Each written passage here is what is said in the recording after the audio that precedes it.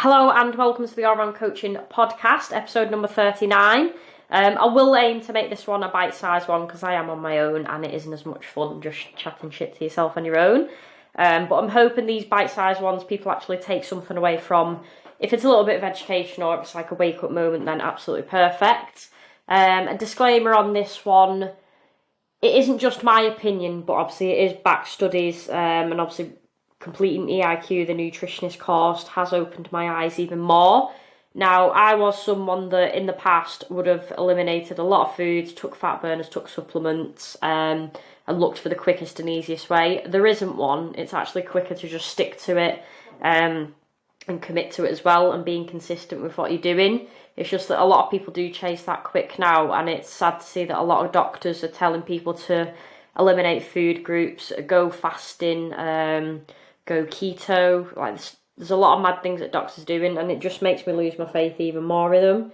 Not to say that every doctor is the same, but when someone's got a doctor in front of the name, they generally just straight away have that credibility and the respect from people, even though the information might be wrong or incorrect, and it isn't specific to that person.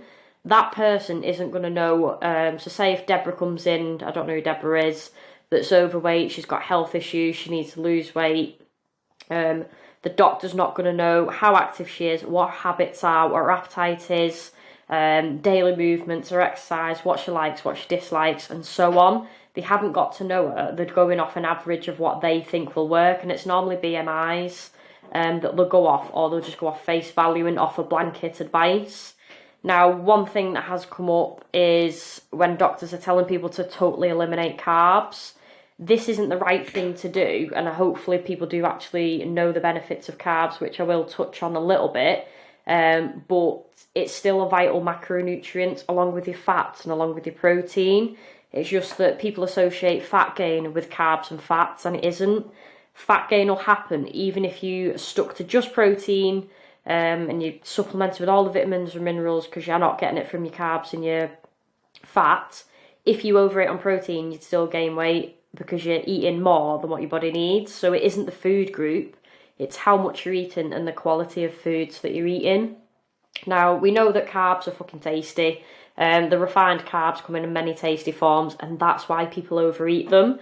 So it's not carbs themselves, it's just that they taste good and we do overeat them. They're the primary source of our energy, so this is what our body wants for energy, and it helps us move. It doesn't make sense to remove your body's entire energy source and then just stick to protein and fats. It isn't long term and it isn't sustainable. So when you start to do that, obviously energy deprivation kicks in, the body's preferred energy source has been removed, and then you end up feeling fatigued, lethargic, and probably mentally foggy as well. It doesn't make sense to then think, well, that's fine, I feel absolutely healthy, I've removed carbs, but I feel this way, and you're just accepting that. You'll end up with nutrient deficiencies. So carbs aren't just a carb, it has the rich foods, and they contain a lot of essential nutrients. You've got your fibre, your vitamins and your minerals in there. So if you start cutting carbs, then obviously you're going to get your deficiencies from that. It can also impact your mood. So I don't know if anyone's done it, I've done it in the past where I might want to pull a little bit of water off and carbs have been dropped a little bit. My mood plummeted and I was a little bit more moody and I didn't have the energy to do anything. Along with obviously pulling the carbs out, you can have your digestive issues. So we're not getting adequate fibre because we're pulling a main food group out in there as well. This is when your constipation will kick in, or you're not feeling great and you've got gut problems. It does help maintain a healthy digestive system. So a lack of fibre is going to kick in with this. This is why I say to people, don't just cut your carbs out, and then people come to me, they've removed them all at low carbs and they wonder why they're getting gut issues or the digestion's off. It's because you've moved an entire food group effectively. If you do it short term, anything short term isn't going to be too damaging. I just wouldn't do it because I like my training sessions to actually have some energy and not be a floppy dick with it. So you can actually, muscle loss is one of them, and I know it sounds mad because we know that protein is the building blocks for that, maintaining and building your muscle mass, but so is carbs. It fuels your workout, it helps you preserve that muscle mass because you can actually train and you've got the energy to. So over time, if you continue to remove carbs, then you probably notice that your physique's going to suffer as well. So if you've got fat loss or physique goals and you've started cutting carbs out, it might be time to add them back in. Now, this isn't to say the advice I'm giving is absolutely for everyone, but when people are being advised to remove carbs or fats or any other food group in hope of losing weight or losing body fat quicker, it isn't helpful. It's damaging to your relationship with food, and it's going to be damaging to your health long term. We don't want to start and take food groups out and blame the actual food groups. It's our relationship with food and the fact that everything's convenient now. Foods are highly processed and not many people eat whole foods. So whole foods is going to be like your meats, your veg, obviously your carbs, your potatoes, and you're not having processed foods. So these are more man-made. So like obviously your donuts and things like that, you can still have them things, but you'd limit it to at least 20%.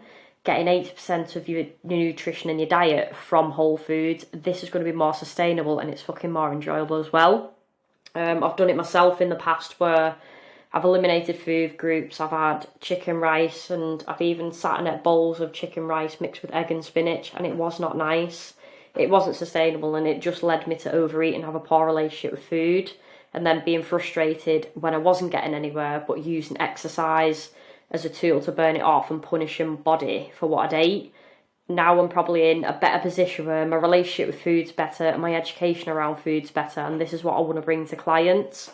And people that even aren't clients that listen to this, I want people to take this advice and actually use it as well and implement it.